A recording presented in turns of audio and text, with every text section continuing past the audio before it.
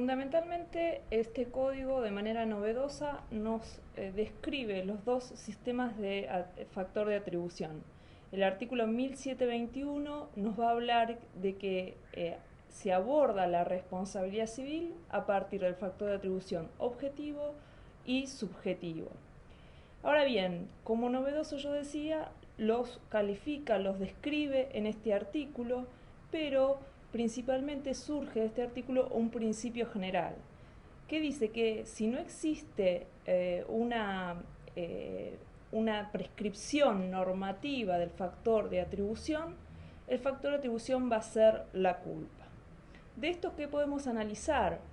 Primero, como ya dijimos, que subsiste el factor de atribución objetivo con el subjetivo, pero que se desprende de la misma norma que el principio general que estableció el codificador es el factor de atribución de la culpa. Por otra parte, se desprende que el factor de atribución objetivo solo va a estar o solo va a existir en la medida que esté regulado normativamente. Lo acota, lo restringe a lo que se haya regulado a través del factor de atribución objetivo. Cuando normativamente no tengamos establecido el factor de atribución, el codificador da preeminencia al factor de atribución subjetivo. Algunos doctrinarios han elevado ya una crítica a pensar que el principio general es el factor de atribución subjetivo, porque podíamos pensar en un retroceso, remontándonos al código de Vélez, donde la función fundamental de la reparación civil era el sistema sancionatorio con el factor de atribución subjetivo. Asimismo, ¿por qué podemos pensar en un retroceso? Porque en general las actividades, el despliegue de actividades que existen hoy en la sociedad, los riesgos, el nivel de tolerancia, actividades riesgosas, provocan que la mayoría de los casos que generan daños y perjuicios y que se pueden enmarcar en la responsabilidad civil deben ser abordados a partir del factor de atribución objetivo.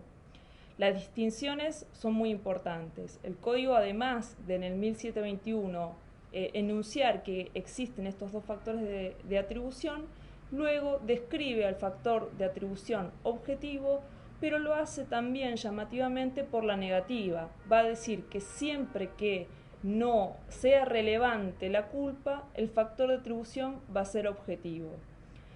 Esto provoca también cierto rechazo porque definir al factor de atribución por la negativa de la culpa es seguir centrando al sistema dentro de un sistema subjetivo y sancionatorio.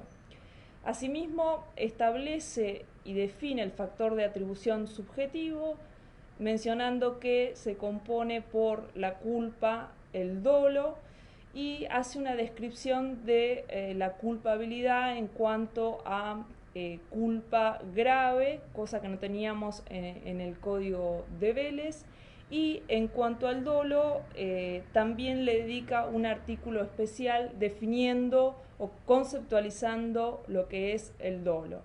En consecuencia, no hay una modificación de los factores de atribución que teníamos en el Código Civil luego de la reforma de Borda, pero sí subyace el principio general del factor de atribución subjetivo por el 1721 y por, de alguna manera, la definición que hace, la descripción que hace del factor de atribución objetivo.